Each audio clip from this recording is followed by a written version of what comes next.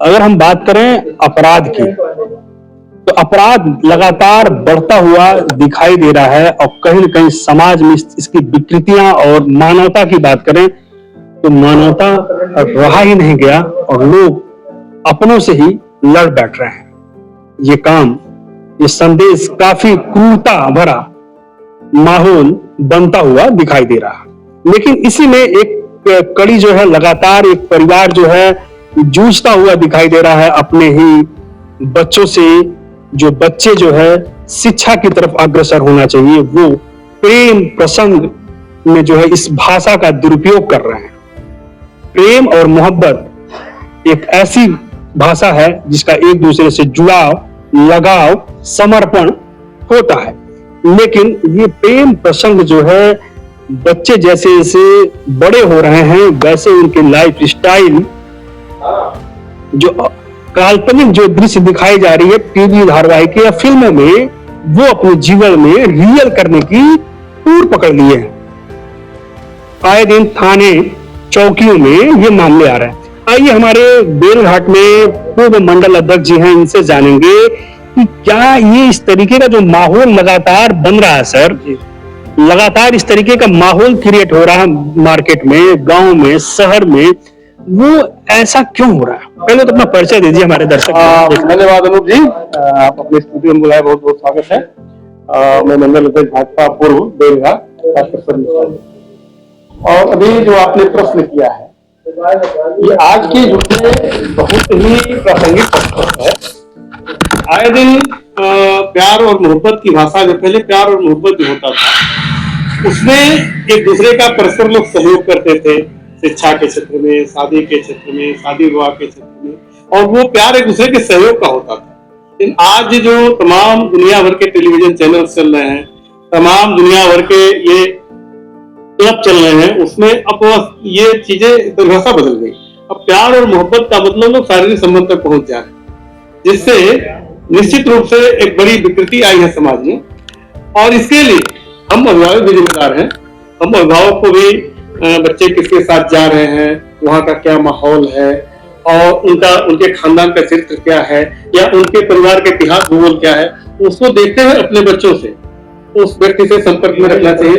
और अपने बच्चे अगर पढ़ने जाते हैं, अगर पढ़ाई पीरियड में, तो उस पर लगातार ध्यान दिया जाए कि लड़का पढ़ रहा है तो कब जा रहा है, कब आ रहा है, देर रात को क्यों आ रहा है। मोबाइल पे तमाम तरह के फोन पे बच्चे घंटों घंटों व्यस्त रहते हैं, तो अक्सर पढ़ाई का बाधा होता है। बच्चा जो ऑनलाइन पढ़ रहा है, तो कभी कभी जरूर चेक कर लेना चाहिए कि बच्चा ऑनलाइन पढ़ रहा है कि ऑनलाइन चैटिंग कर रहा है और उनसे दूर जा रहा है। इसमें थोड़ा सा ध्यान देने की जरूरत। आजकल मोबाइल का जो ट्रेंड चला है कि बच्चों को अभिभावक मोबाइल दे रहे हैं सुविधा के लिए, लेकिन क्या मोबाइल, ऐसा नहीं लगता कि मोबाइल जो है आज के परिवेश में इस अपराध को बढ़ावा दे रहा है कि परिवार बिखर जा रहा है और बच्चे जो माँ बाप एक सपना देखते हैं अपने बच्चों के प्रति, वो सपना टूट जा रहा है? क्या कारण है सर? मोबाइल तो जिस रूप में हम उपयोग करें, मोबाइल का अगर हम उपयोग करते हैं पढ़ाई में, एजुकेशन में, जानकारी में, तो वो तो सही है। लेकिन जब मोबाइल का दुरुपयोग हम दूसरी तरफ करते हैं, उसमें आपने बताया ना कि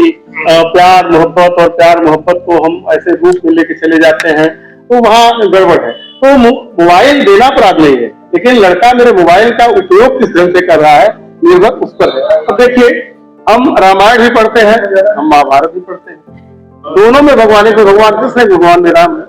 एक जगह महाभारत में 1 इंच जमीन के लिए महाभारत होता है, लाखों लोग मरते हैं, और एक जगह त्याग है, राजगद्दी, राजगद्दी को भरत और राम के बीच आप प्रेम देखते ही होंगे, एक दूसरे को लेने को तैयार नहीं है। और भरत जो है पूरा 14 साल तक वन में रहे, भगवान राम के जिस तरह से उन्होंने अपना जीवन की अवसर हैं। तो हम रामायण पढ़ रहे हैं, जब महाभारत पढ़ रहे हैं, वो हमारे जीवन पर है। ठीक मोबाइल उसी तरह से कि हम मोबाइल का उपयोग किस रूप में कर रहे हैं, ये हमारे ऊपर निर्भर करता है। लेकिन हमें अभिभावकों को इस पर ध्यान देना होगा। बच्चा 18 साल 20 साल का बड़ा हो जाए, कोई भी लड़का या लड़की हो, तो उससे मुझे लगता है कि भाईचारे का व्यवहार रखना चाहिए और उससे खुल के बातें करें, और खुल के बात करने से तमाम अपराध को नियंत्रित।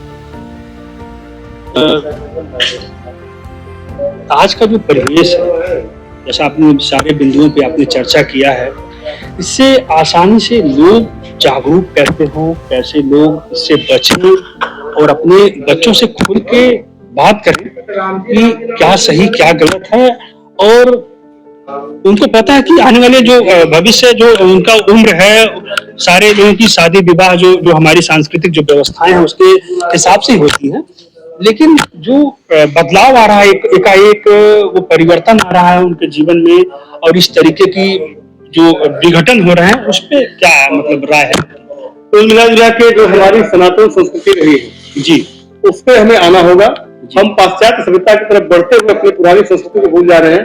पहले जब हम लोगों के घरों में शादियां ब्याह होते थे तो लोग खानदान देखते थे, परिवार देखते थे, गाँव देखते थे, शिक्षा देखते थे, और माँ बाप ही तय करते थे कि मेरे बच्चे की या मेरे बच्चे की शादी कहाँ होगी। लेकिन आज के जमाने में बच्चे पाश्चात्य सभ्यता की ओर जाते हैं। अब तो रिलेशनशिप चल रहा है तो बहुत ही खतरनाक है। तो ये हमको पाश्चात्य सभ्यता से हट करके अपने सनातन की तरफ हम आ जाए, अपने सनातन के धर्म को स्वीकार करें, अपने सनातन की व्यवस्थाओं को स्वीकार करें, तो शायद बहुत कुछ नियंत्रण करें। चलते चलते एक छोटी सी बात और है, आज के जो बच्चे हैं वो अपने अभिभावकों को मानसिक हरासमेंट भी करते हैं इन चीजों को लेकर के। जैसे आजकल आप सोशल मीडिया पे देखते होंगे कि बच्चा जो है सुसाइड कर लिया, उसकी बेटी सुसाइड कर ली, मतलब उसकी बातों को अगर अभिभावक जो है उसके समझाते हैं कि बेटा ये सही है, ये गलत है, ऐसा नहीं ऐसा करना, इन फ्यूचर हम डिसीजन लेंगे, तो ये बहुत तेजी से बढ़ रहा है सुसाइड का केस। तो इसमें क्या लगता है कि कैसे लोग इससे बचे, कैसे इससे इस कॉन्सेप्ट से लोग एक अलग एक व्यवस्था बनाएं कि बच्चों को सीख दें जिससे जो है इस पर निजात मिले। सबसे बड़ी बात है कि जब वो बच्चा 10 साल 8 साल 12 साल का होता है जी, तभी से बच्चों पे ध्यान देना चाहिए जी। और होता क्या है कि बहुत खुली छूट जब हम बच्चों को दे देते हैं तो वो धीरे धीरे जब 18 20 25 साल परिपक्व हो जाता है, और ये बीच का 10 साल 8 साल हम गैप देते हैं, बच्चों पर ध्यान नहीं देते हैं, तो फिर बच्चे हमारे काबू में नहीं आते। मुझे संस्कार बच्चों में शुरू से ही, जब वो प्राइमरी एजुकेशन पार कर लें, जूनियर से देना शुरू करना चाहिए, और उनको तमाम तरह की किस्से कहानियां भी सुनाना चाहिए, और इतिहास रखना चाहिए अगल बगल का, और तमाम तरह का, इस तरह की घटनाएं हुई तो क्या हुआ, उनके परिवार क्या हुआ, उनके खानदान का क्या हुआ। तो अगर हम उस पर शुरू से ध्यान देंगे, जैसे एक कच्चा बर्तन है तो उसको हम कुछ भी कर सकते हैं, बर्तन पक जाता है, और जब उस पर हम प्रहार करेंगे बर्तन टूट जाएगा, उससे फाइट करेगा, आपसे झगड़ा करेगा। अरे कभी कभी तो मैंने सुना अपने बाप और माँ की हत्या भी बच्चे कर देते। 7 जन्मों की कसम जो खाई जाती थी पहले, वो आज के दौर में उसका जो मर्यादा पति पत्नी का होता था उसमें भी बड़ा बदलाव दिख रहा है। लेकिन मिश्रा जी, एक्चुअली जो है कि आज का जो परिवेश, बदलता हुआ परिवेश है, वो चिंता का विषय तो बना हुआ, एकदम अच्छा बना। इस पे हम सभी अभिभावकों को, देखिए बच्चों का जो सोच, बच्चा तो अभी कच्चा होता है, उसको हम शुरू से, मैंने कहा ना कि जब जूनियर हाई स्कूल तक पहुंचे तभी से उसके अंदर संस्कार डालना शुरू करें, क्या बुरा है, क्या अच्छा है, और हमारी मर्यादा क्या है, हमारी संस्कृति क्या रही है, और हमारे पूर्वज, हमारे ऋषि मुनि और हमारे देवी देवता किस रूप में रहे हैं, उनके आदर्श से हम आदर्श लेंगे तो ये समस्या कोई बड़ी समस्या नहीं है, निदान होगा। देखिए, आप देख रहे थे बेलघाट गोरखपुर के दक्षिणांचल छोर है, यहाँ के मंडल अध्यक्ष, पूर्व मंडल अध्यक्ष रहे हैं तारकेश्वर मिश्रा। उनके नेतृत्व में भारतीय जनता पार्टी की जो योजनाएं हैं, सरकार की जो योजनाएं आती हैं, वो हर एक व्यक्ति तक पहुंचने की एक माध्यम आपका लगातार सराहनीय रहा है इस क्षेत्र के लिए। और लगातार आप जो है अभी भी कृषि विभाग से जुड़े हुए भी हैं, और सरकार की जो एक पदासीन वरिष्ठ जो है कार्यकर्ता के रूप में हैं, पदाधिकारी भी हैं, और लगातार जो है इनकी पहल सरकार की मुहिम के साथ साथ जनमानस की सेवा भी करते रहते हैं। आप देख रहे हैं जी न्यूज़ टुडे से अनूप कुमार सिंह की रिपोर्ट, गोरखपुर।